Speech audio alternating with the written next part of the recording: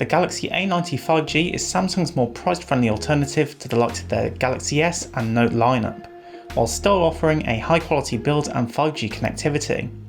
Despite this, the A90 5G still feels like a flagship in my hand, and it even has the specs to seem like one, with a Snapdragon 855 processor and 6GB of RAM. So it's definitely an interesting smartphone to say the least. The A90 5G has an extremely nice design. The device has Gorilla Glass 6 on both the front and back, which sits around the aluminium frame, giving it a premium look and feel in the hand. The A90 5G is a big phone without a doubt. This is dictated by the 6.7-inch display on the front of the device, meaning that the device does need both hands to comfortably use, or you'll be shuffling the phone around in your hands a lot, and stretching your thumb to reach into the top corners of the display. The display features a teardrop cutout for the front-facing camera, which I found to be unobtrusive with a small earpiece cutout just above it. The bezel thickness is the same around the whole display, with only a little extra at the bottom chin of the device, which gives the front of the device a pleasant uniform look. The fingerprint reader is also found on the front, housed underneath the display. Although it is not the ultrasonic fingerprint scanner that was introduced with the Galaxy S20 series in March 2019, it is an optical fingerprint sensor. I would presume this is one of the ways that Samsung has been able to maintain a premium feeling device, but also keep the price down. Flipping over the device, the glass has an interesting design with a reflective holographic effect. I quite like the design as it is something different, and I think the white glass looks great. But this is more to do with personal taste.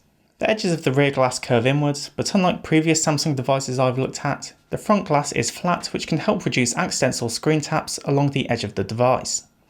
The back of the device is also home to the triple camera array, which is housed within a modest camera bump alongside a camera flash. As far as physical connectivity goes, there is a USB Type-C port on the bottom for charging and using Samsung DeX, and a microSD XC card slot on the 6GB of RAM model, which is built into the SIM card tray at the top.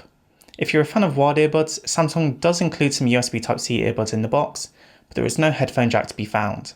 A couple of other things I wanted to mention: the power and volume buttons are on the right hand side and feel nice and clicky, and unfortunately the device does not have an IP water resistance rating, so you want to keep this phone away from liquids. Overall, I really like the design of the phone. It looks fantastic and feels great to use. The A90 5G has a 6.7-inch rounded display with a 1080p resolution, giving it a pixel density of 393 pixels per inch.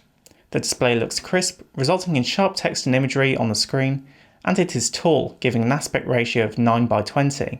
This does allow you to watch 16:9 video without worrying about the camera protruding into the viewport. The display uses a Super AMOLED panel, which results in fantastic contrast with pure black and bright white colours. The colours are also well saturated, and this can be further adjusted in the device settings if you would like a more vivid appearance. The display also has great viewing angles when looking at the phone from an angle. The A90 5G ships with Android 9.0 and Samsung's One UI interface running over the top, but the device can be upgraded to Android 10 to include the latest Android features and One UI 2.0. One UI is a pleasant interface to use, and it is intuitive and easy to navigate. The device does include many pre-installed apps, which can be a downside as it means that the device may include a bunch of software that you have no intention of using. There are pre-installed apps from not only Samsung but also Microsoft and Google, some of which overlap in functionality. Being a Samsung device, Samsung DeX is also included, which allows you to use your phone as a desktop interface when you plug it into a monitor. This could be quite handy if you're getting your phone for work. I did find myself needing to do 3 separate updates before the A90 5G was fully up to date, which I thought was a little peculiar, but not a huge problem once completed. Overall, the software experience on the device is very pleasant and fluid to use. The A90 5G has plenty of horsepower to provide a pleasant and smooth user experience to offer good performance using the device, with a Snapdragon 855 processor and 6GB or 8GB of RAM, which will not only provide snappy performance, but also plenty of RAM for fluid multitasking. Apps load quickly and general performance is snappy and fluid, and I'm not too much of a mobile gamer, but I found 3D titles such as Real Racing to perform well with reasonable graphics quality and responsive performance. If you're a fan of benchmarks, the A90 5G performs favourably.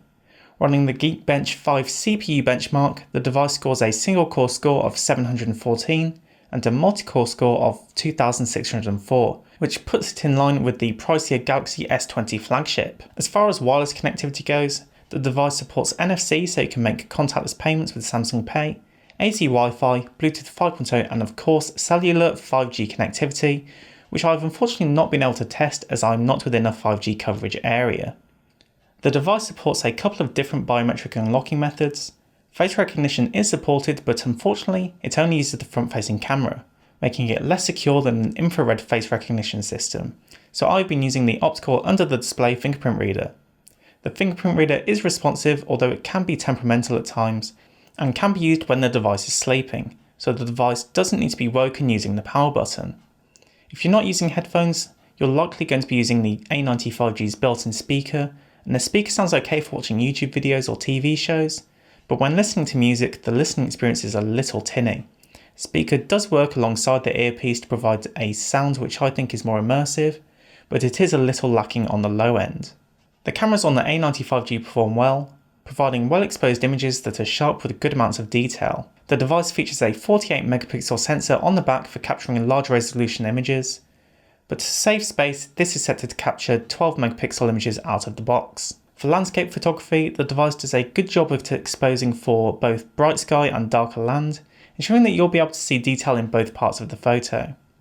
This is thanks to the HDR functionality that is built into the camera app and will determine whether a HDR photograph needs to be taken without you having to worry about it. The saturation of colours and colour quality within photos looks good, vibrant but not oversaturated. I did not notice the camera struggling to figure out the correct white balance, which is a good sign. The A90 5G also has two additional cameras on the back, an 8 megapixel ultra wide and a 5 megapixel depth sensor for using the live focus mode in the camera app. I'm a big fan of the ultra wide lens as it manages to add a considerable amount of field of view when used, so it can be useful for getting that shot of a big subject or experimenting with. The depth sensor does a good job at ensuring the live focus mode is effective, considering it's only 5 megapixels. I found it was able to appropriately isolate a subject from the background, and it was most effective when used with portraits, but it can also be used for any object. I tried it out on some flowers, and it worked quite well and can be used with different background effects. Sometimes the edges would look a little soft between the foreground and background, but overall it does a good job. Similarly to the rear-facing camera, the sensor has a 32 megapixel sensor that by default takes 12 megapixel photos to save on space. Interestingly, this camera also has an ultra-wide mode that simply reduces the crop that the camera app introduces. I'm not sure why this is a feature, as it seems a little unnecessary. Live focus is also supported with the front-facing camera, although it does not perform quite as well due to the lack of a depth sensor, resulting in softer edges and a halo around your subject. The rear camera with depth sensor is definitely the way to go if you want a nice background blur.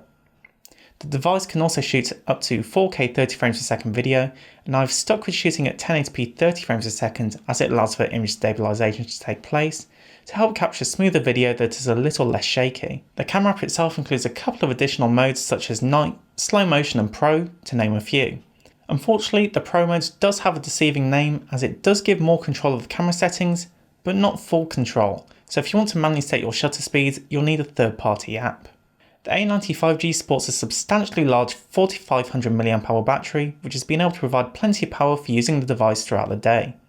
I've mainly been using social media apps such as Twitter, Instagram and Messenger, as well as email and Spotify, with some occasional watching on YouTube, and the device has been able to keep going without any issues. Depending on your usage and the apps you use on a day-to-day basis, you should be able to easily make it through a day's usage with the device, maybe even 2 before you need to charge it up again. Although the device doesn't support wireless charging, which is a shame, fast charging is supported.